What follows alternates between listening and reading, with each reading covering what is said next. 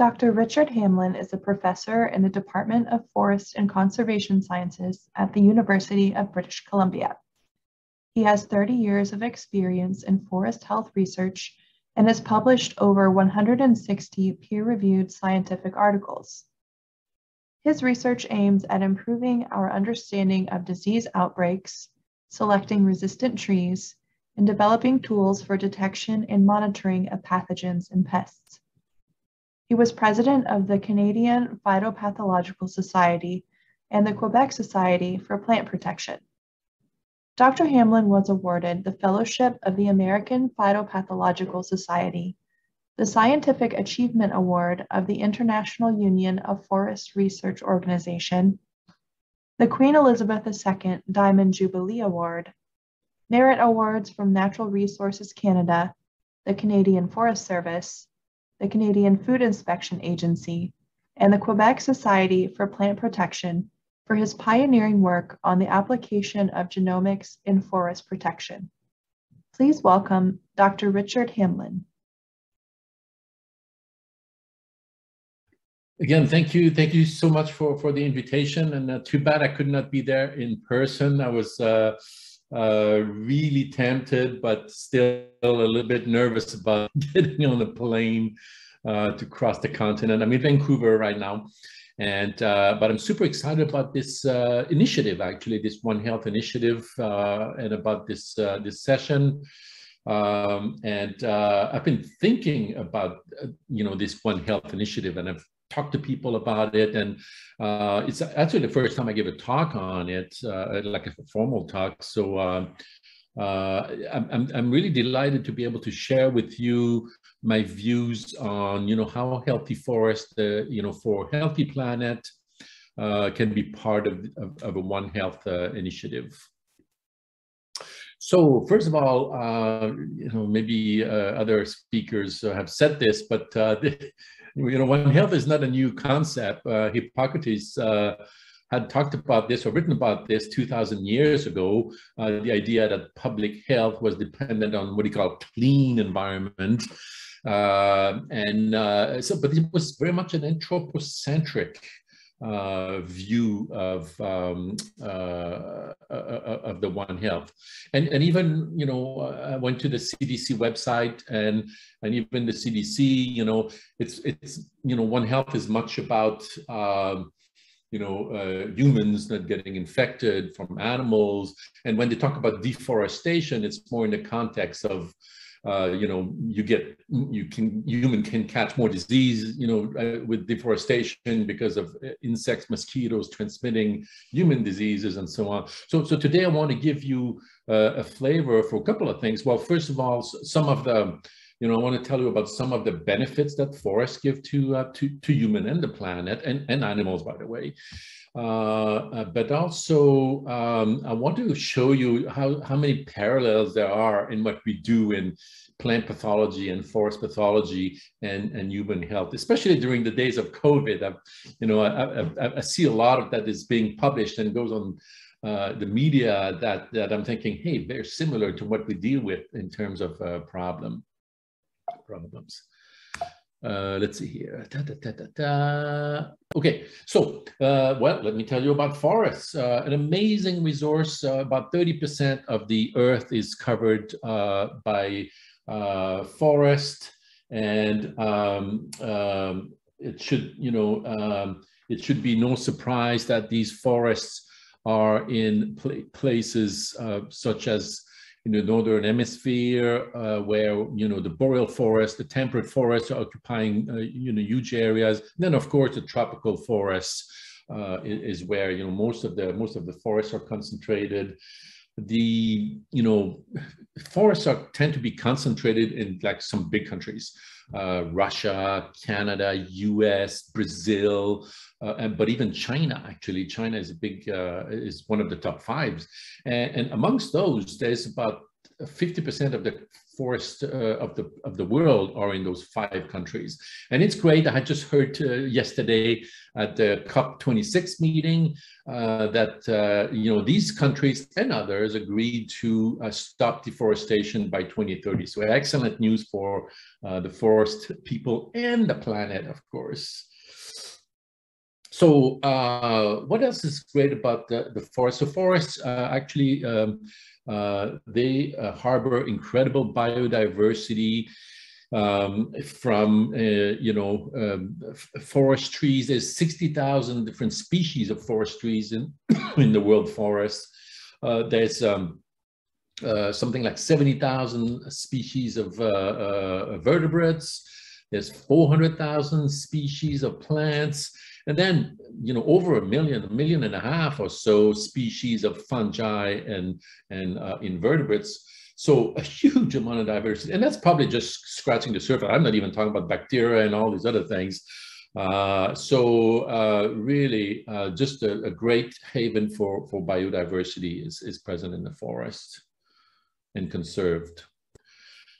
Well, one of the major things that forests and trees do is this amazing reaction, photosynthesis, by which plants and trees capture the sunlight, the sun energy, and take up CO2, carbon dioxide. That's the worst or the most important greenhouse gas.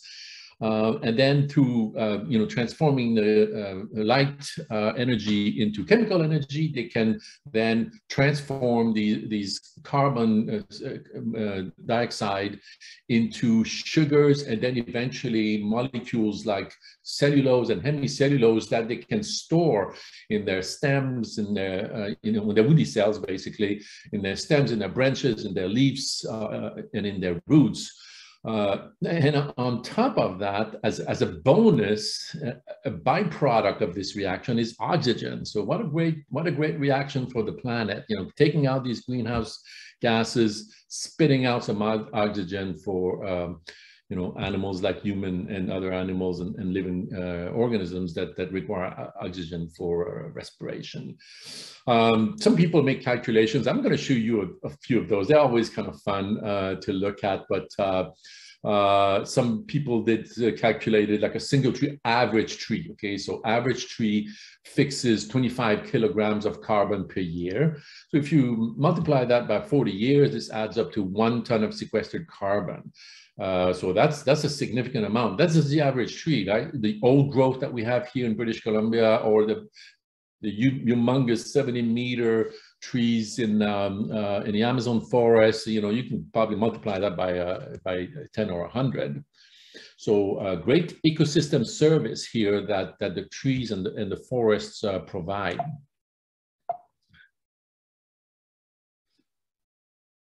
And I think we all know this, but it's good to remind ourselves that trees are great natural air conditioners. And we all know this. And when there's a heat wave, we've had one of the worst heat waves in British Columbia ever, actually. And there was 3 days in a row in Vancouver, a place where 25 degrees Celsius is usually considered hot. We had 3 days in a row of 40 degrees. And the little town of Lytton in northern BC had 49 degrees 3 days in a row. Amazing heat. And trees, well, they cool down. They cool down, the environment, micro environment, 5 to 10 degrees. And we all know this. You're in a city and it's hot, and you always look for the shade of the trees. And again, some people did some kind of funny calculations. So a tree provides the equivalent of 10 air conditioning units running 20 hours a day, while at the same time taking out the greenhouse gases and spitting out oxygen, So this is really important for cities. This whole area now that's called urban forestry is really big on this. Cities want to, green up the cities, to get rid of this urban heat effect, these kind of hot pockets because of all the concrete and the pavement in cities, trying to try to cool down their cities. Well, of course, trees also clean the air. So the trees and forests are great natural air filters. They remove particulate matters just by catching it in our foliage. There's a lot of surface area where the particle in suspension, pollutants, are just kind of deposited and get stuck on the leaves and then eventually fall down to the ground, but they're taken out of the air. They also take up gaseous air pollution via stomata, those little stomata that you can see here, little openings in the leaves, open and close, and they can take up some of those gaseous air pollution on the leaf surface. And again, some people crank up numbers. And someone measured actually in the United States, they removed, the trees removed 170 million tons of pollutants in 1 year in the US alone. And then they did some projection. They said that it prevented the incidence of respiratory health issues, 670,000 people, and valued that at $7 billion. So kind of a fun numbers. Also, there's a city in France, Strasbourg, one of my favorite cities in Europe. Strasbourg, they calculated also that there was something like 88 million tons taken out of particles in the air and pollutants in a single year. So it's significant. And this is a really hot area of research, the how trees and forests improve people's health. And there's been multiple studies in a lot of them are actually in medical journals, trying to measure get some metrics, get some numbers on how trees improve. It's easy to say, but let's get data. And this one study I'll tell you about is, I'm telling you about this because it's in the city of Toronto in Canada. And this study shows that the higher tree density was correlated with a higher perception of health. So people felt better or felt healthier where there were more trees, but also it translated into real numbers in terms of the incidence of heart disease and metabolic disease. So it seems to be not just a perception, but also real benefits. And the authors of this paper calculated that if you plant 10 or more trees per city block, that would be the equivalent of saving more than $10,000 per household in health-related costs. I don't know what you're thinking. I'm in Canada, healthcare is free. That's probably what you're thinking, but it's actually not free. Someone pays for it, the government, and actually our taxes pay for it. So this number is actually legit.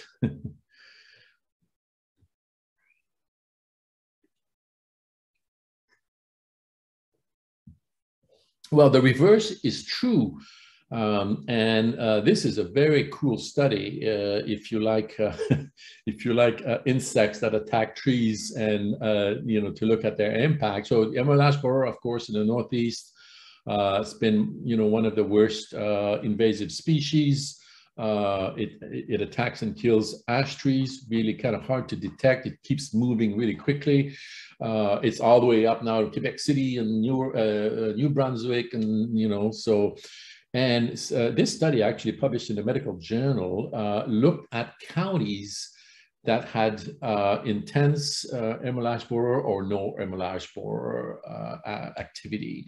And what they found is that there was an increase in mortality related to cardiovascular and lower respiratory tract illnesses in counties infested with the emerald ash borer. And the borer was associated with an additional, more than 6,000 deaths. It's not nothing. Wow, this is huge.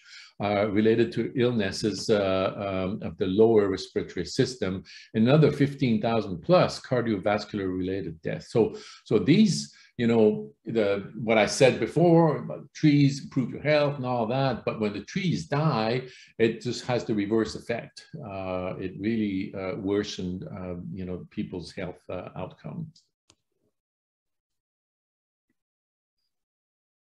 Well, green space is also good for your mental health.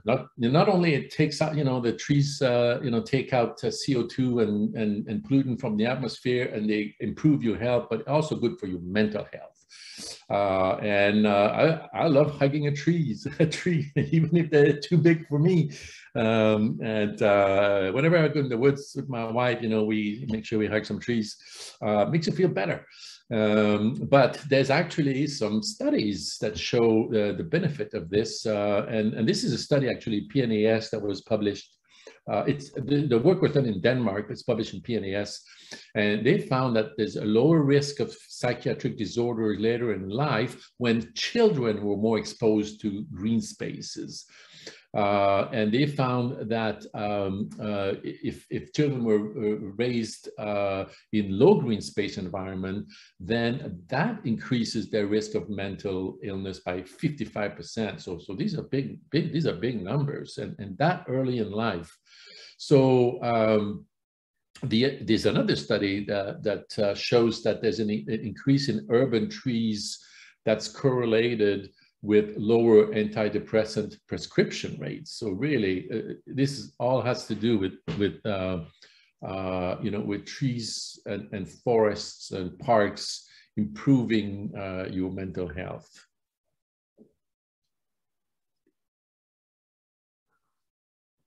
So, I mean, let's sum it up then. Forests are great and trees are great. They make our lives better. They take pollutants and greenhouse gases out of the atmosphere, spit out some oxygens. They're good for your health, physical and mental. There's, you know, nothing's wrong with this picture. This is too good to be true.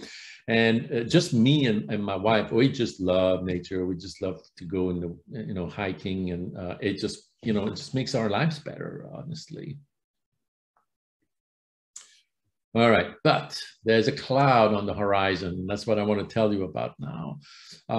So we live in this age of the Anthropocene. That's the era during which one animal species, Homo sapiens, has taken over the control of the planet and is changing the planet in ways that seem to be irreversible. And that threatens our forests.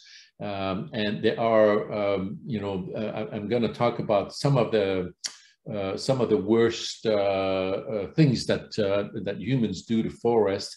Almost every forest health issue, like severe forest health issue, I can relate to one of those three factors. First is invasive species, so species that come from elsewhere and take advantage of an empty niche or the absence of predators or competitors or hosts without any resistance. The other one is climate change. We know that climate change is increasing tree stress, you know, losing their needles earlier, you know, early frost. There's all these climate change impact that are stressing trees, and that's going to promote some pathogens, and some pathogens are going to kind of take advantage out of that. The last thing is tree domestication. I mean, basically we're cutting trees and then we replanting, but we don't replant the diversity of trees that we took out.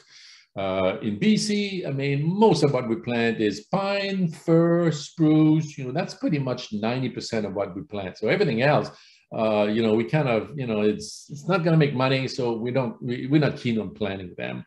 So that's reducing the species diversity. Also, we tend to plant genetically improved material, which reduces the genetic diversity. So basically, overall, that increases the homogeneity. So these are some of the issues that I will tell you about in the coming minutes. So globalization, talking about invasive species, globalization is responsible for the rise in the number of forest alien invasive species. And these graphs here, they're kind of amazing. On the right is the air routes. Pre-COVID, of course, I'm not sure if it's as busy now, but this is pre-COVID. You can see that their planet has become a very, very small place with these hubs of people going every day. Planes go back and forth amongst continents. And we saw during COVID how quickly a virus could go around the world. I mean, it took a couple of days, basically, before the virus, you know, was, you know, from Asia to Europe and then to North America. So that's one of the issues, this globalization, the planet being a very small place. The one on the left is kind of cool too. All you see is the continents, because everything else are marine routes. So the shipping. And you can see that it's busy, you know, and that's why is it busy? Well, that's because we sit at home and we have our iPhones and we order on Amazon, and then, you know, someone in China has to, you know, put ships, you know, containers on ships, and these ships go across the ocean, and, you know, so that we can get the little toys, whatever that we ordered. And that's the new reality. These ships go back and forth every day. And so all of that made the planet, you know, a smaller place. And why is this related to invasive species? Well, a couple of reasons. First of all, these shipping containers, they look like this, but inside all these boxes, crates, pieces of wood that attach the boxes and so on. And this tends to be a great source for invasive species. You know, people take like cheap wood, and they'll, you know, they'll make these boxes, you know, basically for no cost. And some of the cheap wood is infested with, can be infested with pests and pathogens. And that's one of the big problems with the shipping. So things like Asian longhorn beetle, for example, that we have in the Northeast, came through wood packing material. Even last year or 2 years ago, we found one larvae in a crate in Edmonton, in the city of Edmonton, came by train somewhere. So this is a big way, an important way that insects can be carried around. And of course, in these galleries, there can be pathogens as well. But the other big source of invasive species are what we call plants for plantings or live plants. You know, you go to the nursery, you want to buy some trees for your garden, have some nice landscaping, and you're not looking for the regular pine or fir. You know, you want something exotic, right? And well, that's what probably 99.99% of what these nurseries produce are sort of exotic trees and plants.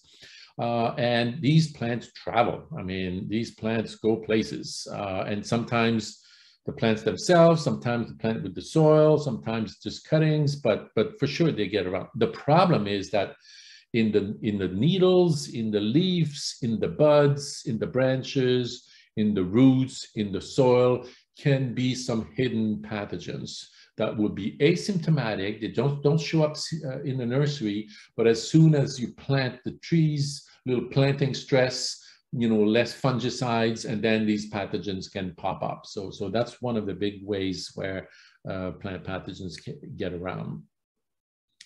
And of course, once that happens, it's really hard to put the genie back in the bottle. And there's, you know, too many examples of invasive species. I'm only going to talk about this one here, but white pine Blisterus is one of those pathogens that we accidentally imported. And the story is kind of sad because it's in the 1850s in the Northeast of North America, we had cut so much of the white pines that we realized like we need to start planting.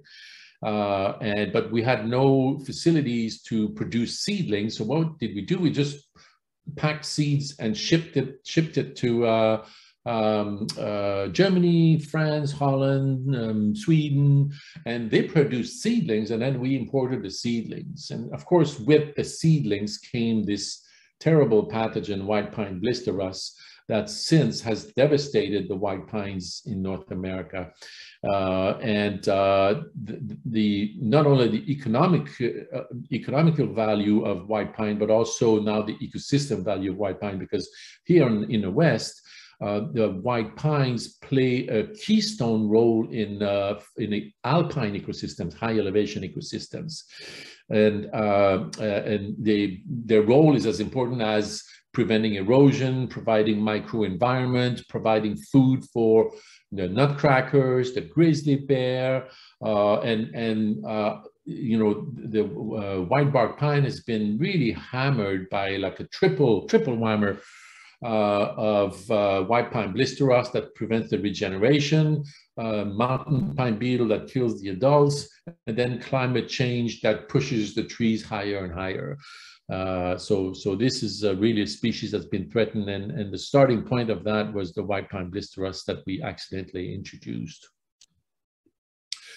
So I would like to tell you a little bit about the sudden oak death, because I felt like, you know, during the COVID outbreak, I was working on a paper on sudden oak death, and I saw so many parallels in what we were doing in sudden oak death. And, you know, my wife works in medical research, and like we were sort of comparing notes, and it's like, hey, you know, we did the same thing.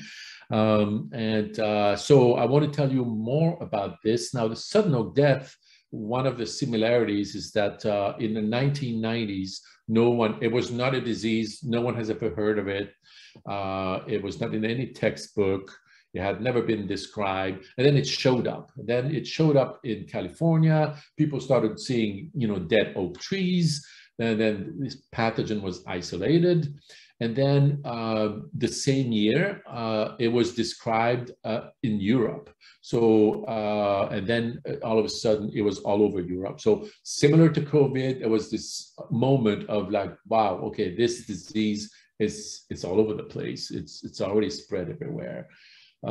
So the pathogen is actually, it's kind of a funny pathogen because it you know, we call it sudden oak death because it kills oak trees, but really it can attack 200 different host species, plant, you know, trees, bushes, rhododendrons, camellia, roses, you name it.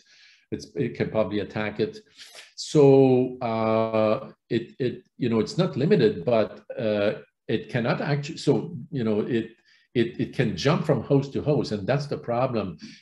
In some of the hosts, like bay laurel, for example, that they have in California and Oregon, the damage caused by the pathogen is very light, just little leaf blotches, you know.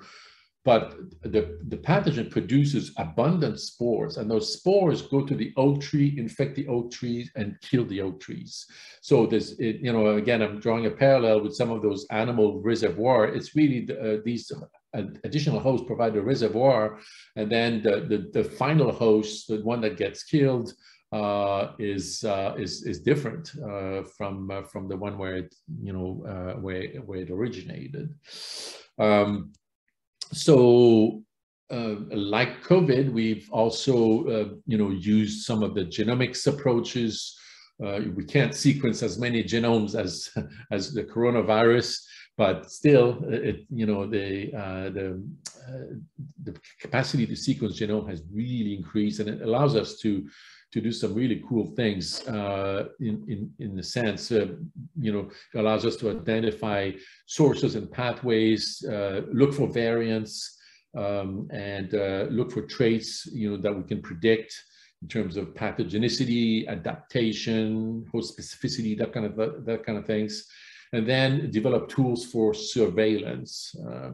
So let me tell you some of the results that we found. So again, we sequenced more than 500 sudden oak death Phytophthora ramorum genome, which is a large number for it's a eukaryote organism. Don't forget, you know, it's not a virus, so it's got a genome that's relatively small compared to the ones of trees or plants, but it's still 65 million base pairs. So it's not a tiny genome, but it's not a huge one either. And the results are, you know, a little bit as we expected. So this pathogen comprises variants. We call them lineages, but they're really variants. And the surprise was that these variants are quite different from one another. And actually, between the two most distant lineages, we calculated about 1 million years of divergence. So these lineages have been around for a long time and diverging and doing whatever they were doing before we noticed them. And maybe importantly, the variants have different characteristics. This is just a picture, a graph of the growth. You can see that there's quite a different growth pattern in these lineages. And of course, we have a UK variant. There's another parallel to COVID. There's a UK variant, but we described the UK variant before COVID was a thing in humans. So we have precedence here. And some of those lineages are geographically constrained. I'm going to go more about that in a minute, and others are widespread. Now, think about this UK variant. What happened is like, this pathogen keeps surprising us. It keeps kind of throwing things that we didn't expect, So in 2010, the pathogen was found killing larch in plantations in the UK. Millions of larch trees were either killed or had to be destroyed before they could spread. And the big thing that was surprising to us, two big things. First of all, is the first time that this pathogen attacked a conifer. So before that, it was only deciduous trees, but for all of a sudden, it was attacking and killing conifers, which, like from Canadian perspective, is like, ouch, because we've got a lot of conifers in our boreal forest. So that was a big problem. The other thing is the pathogen changed a little bit its epidemiology. I told you earlier that, there was a reservoir that produces spores. Spores attack the oak trees, but the pathogen does not sporulate on the oak trees. Now here on larch, the pathogen attacks the larch, causes cankers, sporulates on the larch, and then can go to attack the next larch. So it can really develop into these big local and regional outbreaks that way.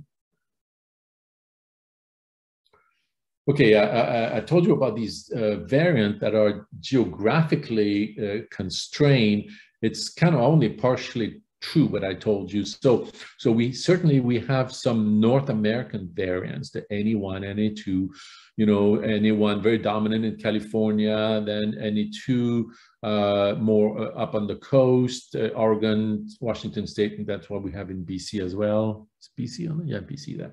And EU1, the UK variant that I told you about, that's present only in Western Europe, in Brittany and United Kingdom. But then we have this EU1 variant, the kind of the widespread, sort of the Delta variant of sudden oak death that is present everywhere in Europe. We find it in North America, and there's a big problem with that, and that is these pathogens, they've been propagating only clonally so far, because it turns out that they have different mating types, and they need to have opposite mating type in order to cross and recombine and produce progenies. And they can't do that now because in North America, you only had the A2 mating type. So the NE1 could not mate with the NE2. Same in the UK. But when the EU1 started being introduced into North America, then all of a sudden there is that potential. And sure enough, that potential was just realized. And this paper we actually published yesterday in bioRxiv. Where we found the hybrid between two lineages, two variants of sudden oak death. So you can see this is a way to analyze the genomic data, the principal component analysis that reduces complex data set to a couple or three vectors. And you can see here that genetically, like all these NE2 cluster here, the NE2 is there, NE1 is here, EU1 is here, and these little hybrids, they're right there, right in the middle between EU1 and NE2. And you can see in this phylogenetic network here, same thing. You get the NE2, EU1, and a hybrid right in the middle. And on this bar chart here on the right, you can see that, this is in the rows, you have the samples, and the color indicates assignment to a variant. So you can see that NA1 are all NA1, EU2 are all EU2, and then EU1 in green and NA2 in orange. And you see these guys here, these two hybrids, they're like half-half. And really, so they really look like F1, like first generation hybrids between those two variants.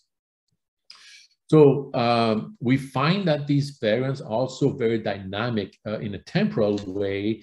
We mapped it over time, and you can see that NA2, for example, was like, wow, really abundant early on, then kind of crashed in about 2009. Then you get this other variant, EU1, that's been on the rise. Now it's kind of crashing, but we'll see. That's stopped in 2017. We'll see what 2022 and before will show us. Certainly a very dynamic situation. We conducting this, what we call genomic biosurveillance of sudden oak death. Basically, when they find new samples, we sequence their genome, analyze them, try to cluster them, construct these haplotype network to see the relationship and abundance. So each circle is a haplotype, like a genetic combination. And then the little branches are like the number of mutations that accumulated. And you can see there's a pattern here, because in blue, it's pre-2010. Remember what I showed you here, 2010. So this is pre-2010, and this is post-2010, and that's in the EU1 variant. So it looks like there's been a shift here with possibly like an expansion of one of those variants. And you know, we think, well, it could have been a super spreader event, because this picture here shows in the rows, the nursery. So each row is a different nursery, and here are the years. Here, each column is a year, and you can see that early on in the outbreak here, you had all these different variants, but they kind of gone, with one little exception here. They're kind of gone. They don't show up at all.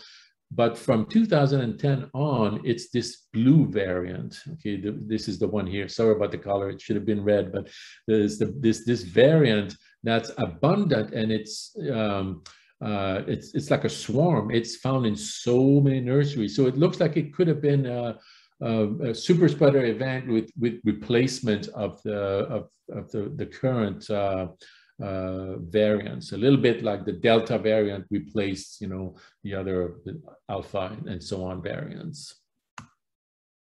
So again, very similar to the COVID situation, we are now at the stage where we have great tools for detection, monitoring, surveillance of these of pathogens such as sudden oak death. PCR has been great because, as I told you earlier, the pathogen can spread without us seeing symptoms. So they can be completely hidden in foliage or in the roots or in the stems. And PCR allows us to detect the pathogen even if we see no symptoms.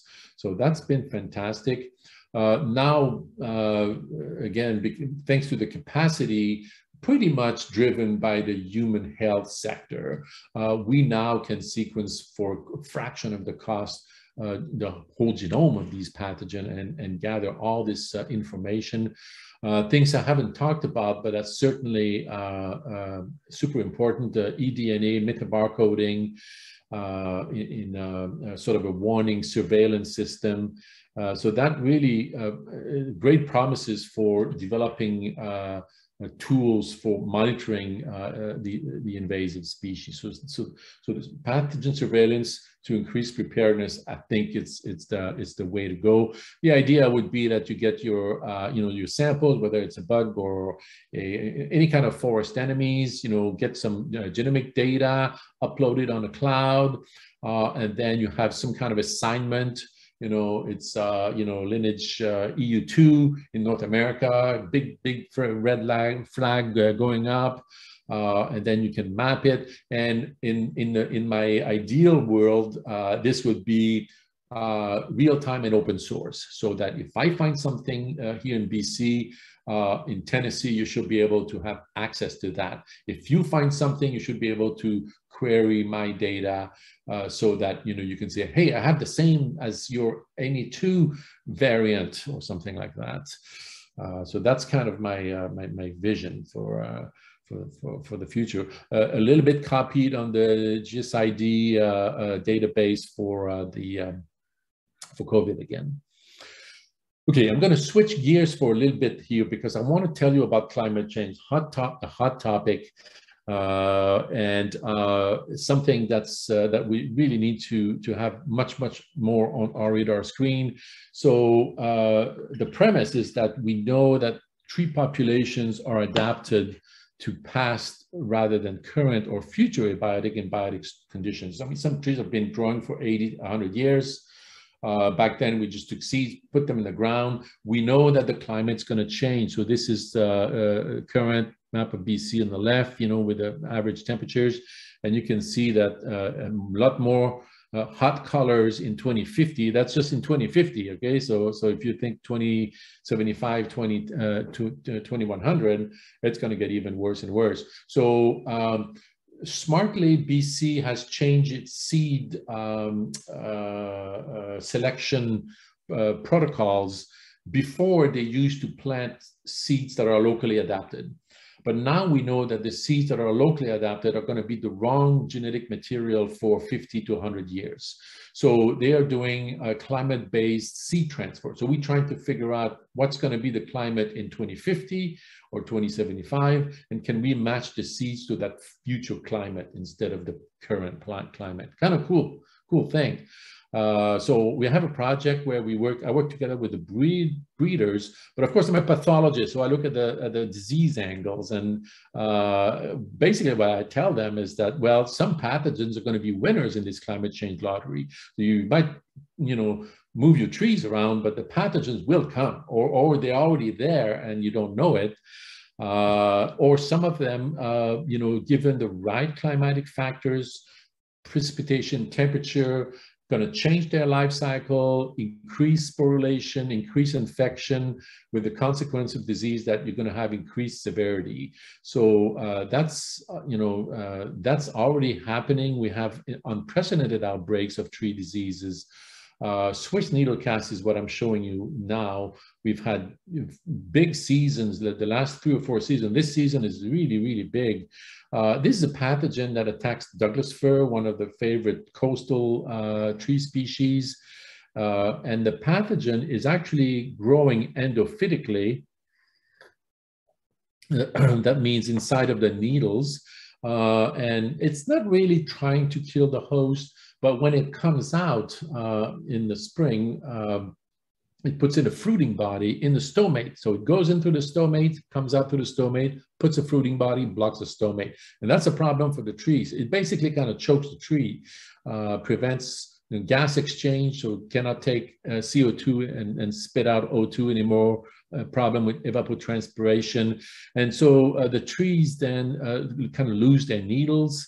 That's why it's called a needle cast, casting their needles. And then they kind of look naked like this. This is a tree that's definitely, you should barely see the sky. Douglas fir like this on the ground, I mean, I should barely see the sky. And yet here you can see how sparse it is. We cut down that tree and you can see that you can't see, but let me tell you, because I saw it, that the last 10 years of growth rings are basically tiny. It's basically the tree stopped growing. It's just kind of a survival mode. And there's a couple of more diseases. So what can we do about that? Well, one of the things that we've been pretty good at in forestry is exploiting natural resistance in trees. And this is something that, I laugh with my wife, who works in medical health, and because she says, you're so lucky, you can kill all those trees. If I want to do a screening test, I can kill 10,000 trees, and if 5 survive, I'm going like, okay, these are the survivors. No need for ethics forum or for, any kind of committee to the consent form or ethics committee or any of that. So that's one of the pluses of working in forestry and plant pathology in general.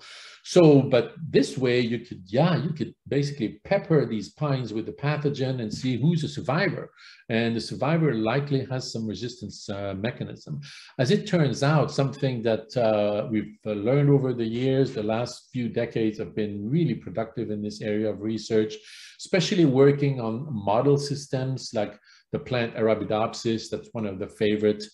And what we found is that, well, there's an immune system. So there's actually pattern recognition receptors in plants that can recognize patterns in pathogens like the chitin. Chitin is present in the cell wall of fungi, and this can trigger a defense response on the host, prevent infection. Now, of course, some of the pathogens have developed like these special structures, like this Hostoria, where they can start pumping some effectors that can disarm the response of the host, and of course, then the pathogen can produce another type of effector that that will overcome that. And there's a type of receptors called NBS-LR receptors that people are very excited about, that can recognize the effector and then take out the effector. So those are legitimate resistant genes that can trigger a defense response or prevent infection. And so a lot of this has been done in Arabidopsis, cool stuff.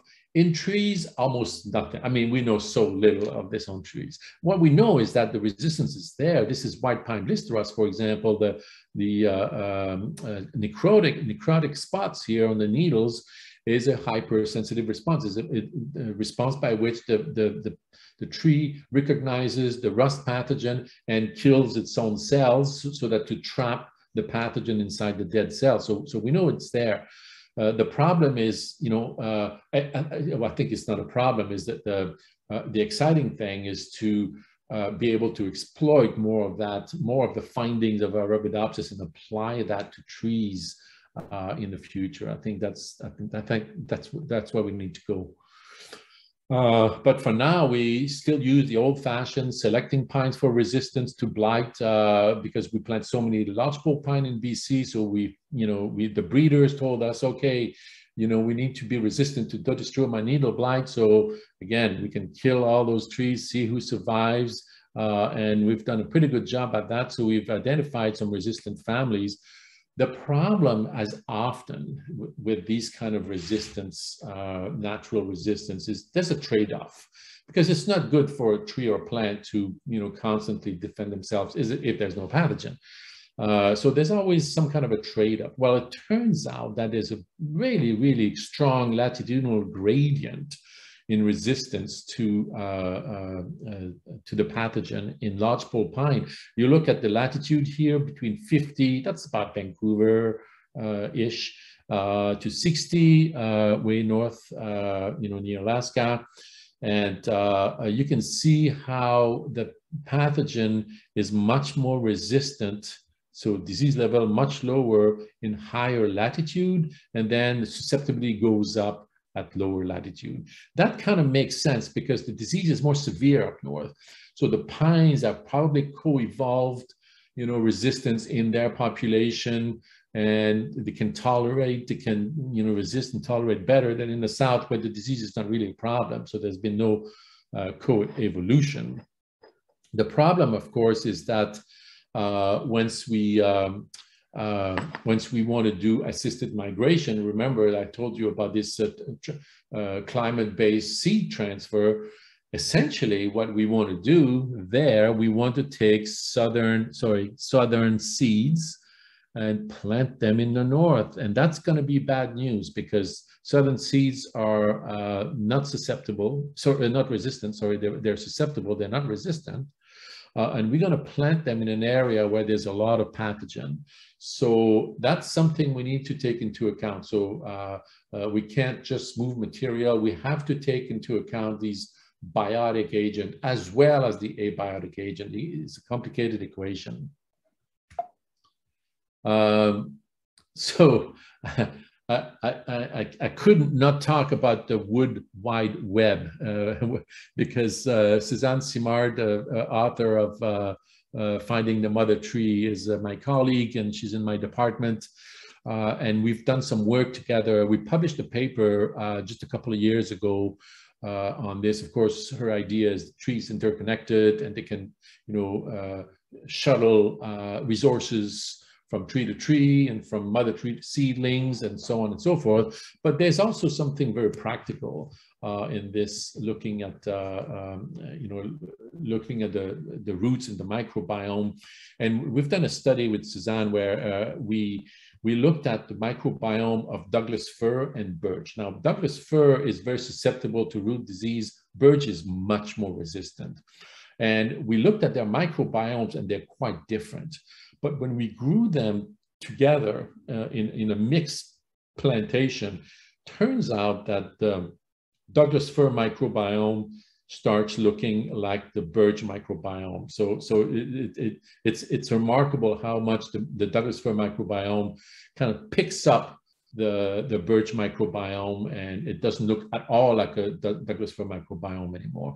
So we think that there's some real potential there of intermixing, increasing resilience, just via taking advantage of microbiomes of the different tree species. We never thought about that before. We thought about some kind of allochemical interactions maybe, but like it seems to be the microbiome doing that.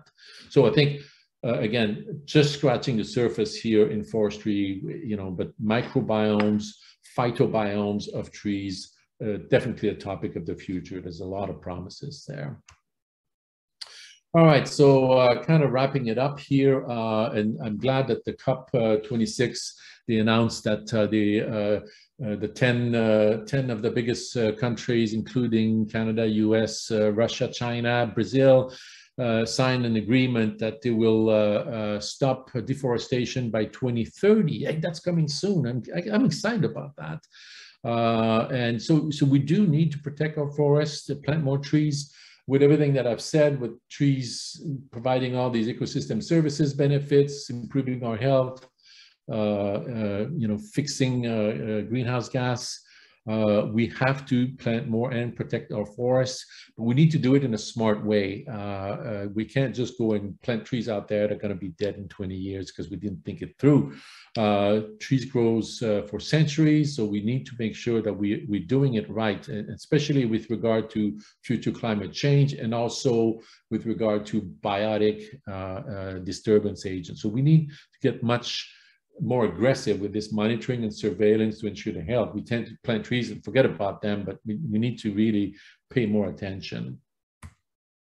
And sort of circling back to where I started, so trees, animals, and human health, it has a lot in common. I think I showed you that some of the patterns, some of the variants, some of the movement, some of the genome sequencing to learn about the movement, even learning about the immune system, and about the microbiome. There's a lot that we can learn from each other, and especially that now in the era of genomics, we share platforms, we share type of analyses. I work with my son who's also doing bioinformatics on COVID, and he gives me his scripts that I can use on my sudden or death genomes. So there's a lot that we can share, and especially in terms of platforms and analyses. But there's also some challenges. So one of them, and I'm just listing the ones that just came to my mind, but one of them is certainly stakeholders, different stakeholders in forestry, certainly vet and medicine. And I've been to meetings where we were trying to do this, but you can tell that vets and medical health, human health have more in common than forestry, plant pathology, agriculture, food production. I mean, just a little bit difficult to mesh with the vets and the medical stakeholders. The other thing is funders. I mean, it's maybe stupid, but NSF and IAH, here we have NSERC and SHRC, and we applied completely different funding sources. There are some programs, some multidisciplinary, but they're more the exceptions, and they tend to be sort of these big, overwhelming projects. So, but that's that's an issue. Also, language. Little things that we call differently, I'm thinking just virulence, for example. Like, it means something different for a plant pathologist than an animal pathologist. And so these are some of the little things that that could be challenging. And this was my last slide, and I'd like to thank you. This is one of my favorite places for hiking. It's called the Lions, two little mountains. They look like lion's ears. Actually, you see them from downtown Vancouver, where my apartment is, and in 30 minutes I can just whip up there and do a nice hike. So it's kind of a nice place to live and connect with nature. So thank you very much. I'm very happy to have more discussions with you. Thank you so much. That was great. And I want to emphasize that it's important for us to mesh. We've got to be working together to try to solve some of these issues. I know we have some questions coming in. I would like to start off, though, by just asking you, how do we stop some of this? Because clean trade in wildlife, clean trade is a huge issue. How do we come up with clean trade? Because even if we're looking for certain pathogens, we're missing so many. And we don't really have a good way, we don't have a good surveillance system. So in plants, especially with some of the, not the crop, the non-egg plants, have a similar issue, right, with clean trade? I mean, what are your thoughts on that? Yeah, that's a big question, the clean trade. So we have, for example, I mean, the big challenge is the not being able to see the pathogen in these asymptomatic infection. So you can have an infection, you don't see it. So the inspectors are not gonna, see. They're gonna see green tissues, and it's gonna get a green light. Some people advocate complete stopping of trading. I mean, I know that in the UK, well, after Brexit, I think they're thinking now they can do it.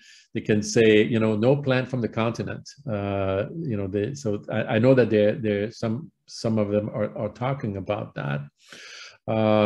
In terms of the what you can do, so Canada and the US, we have a special agreement though, because the plants are not inspected. Well, maybe they're a little bit inspected, but they can cross the border much more easily because the countries agree on protocols to certify the health of the plants before they cross the border, so that you don't sort of slow things down at the border. Basically, you just do it in your own country, and you show the certificate, and then you go across.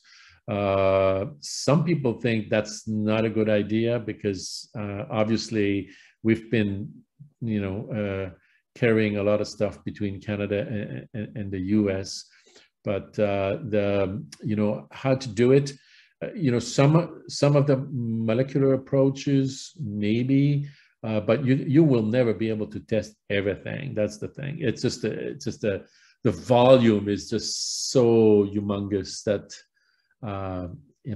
testing everything is impossible. I'm sorry, I don't have a very encouraging answer, but trade is a big problem, and there's not that many solutions. In some cases, well, I shouldn't say that, because there's actually some success stories with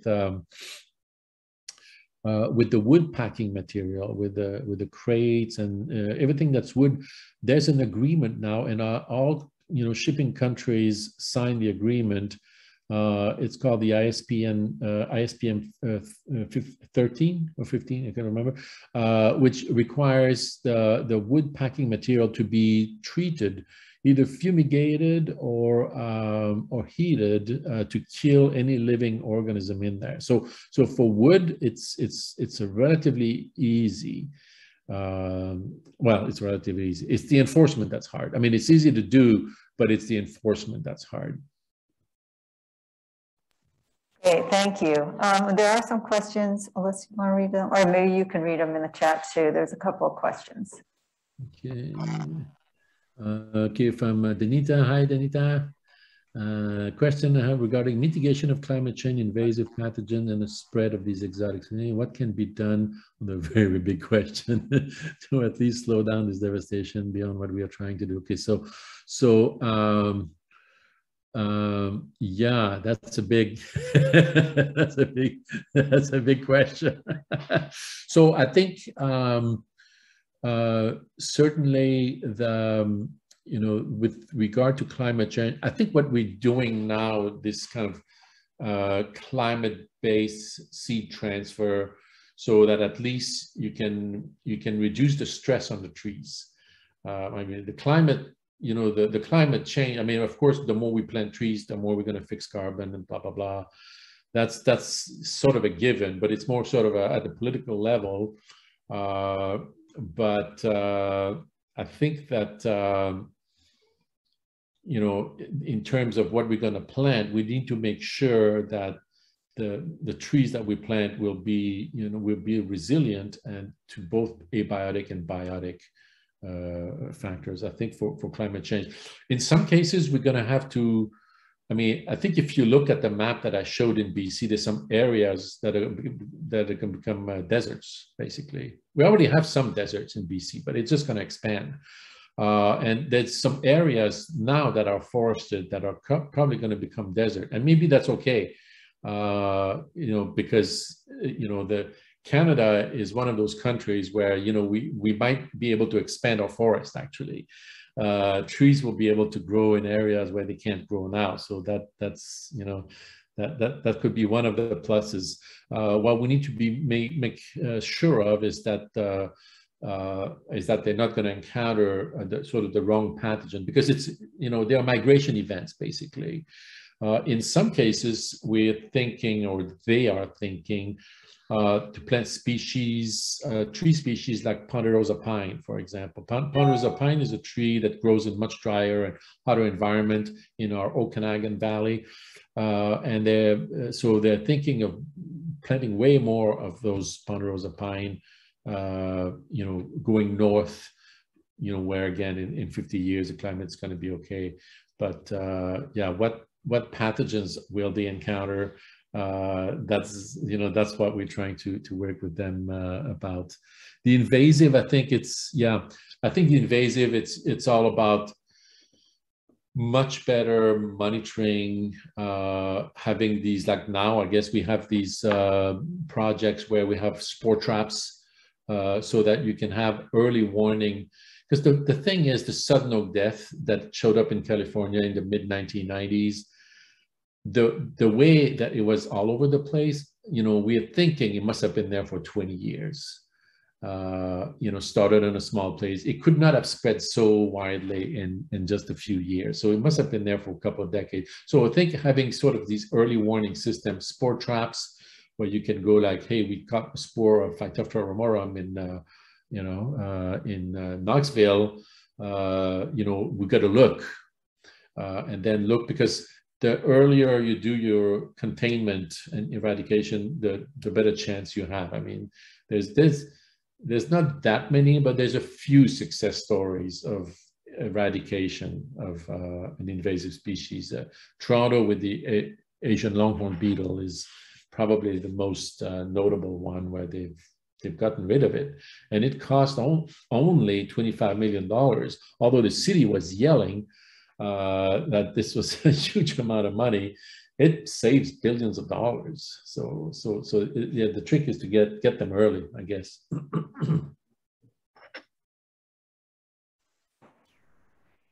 Awesome, thank you. Oh, there's one more question, I guess. A quick question, it looks like, Nina's. Okay, are you working at all with some mathematical modelers on forest health from an epidemiological perspective?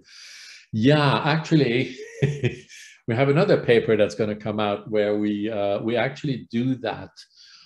We look at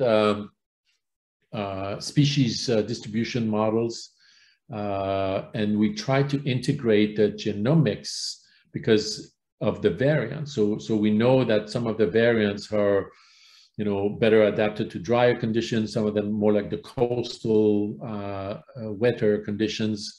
And we've modeled the increase in incidence of the Swiss needle cast, because that's one of the ones that's you know, that's the most worrisome for people on the coast growing Douglas fir. And we've showed, we've put together maps of, you know, different climate change scenarios in the future.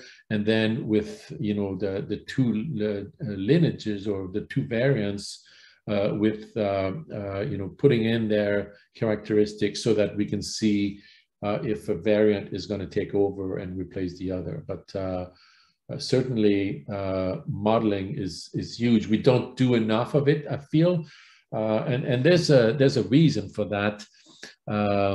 The entomologists tend to do a lot more modeling than the pathologists, and there's a very kind of an almost stupid reason for that, and that is entomologists they can count. You know, they can count you know, entry holes, exit holes, pupae, larvae, eggs. And that's, you know, that's a lot easier to model. Pathogens, it's kind of hard. You know, the filamentous, and they produce spores, and you know, it's not always easy to get you know, to get the sort of that raw data for the modeling. But certainly it's something we need to do more of. I think it's the same for the animal pathologists. It's hard to model it. I think it's because we think more, I don't know, abstractly or from an artistic point of view than the numbers. But yes. All right, well, thank you very much. That was an awesome talk. Yeah, we're at the end of our time for that, and we really appreciate you sharing this. It was so wonderful to hear everything.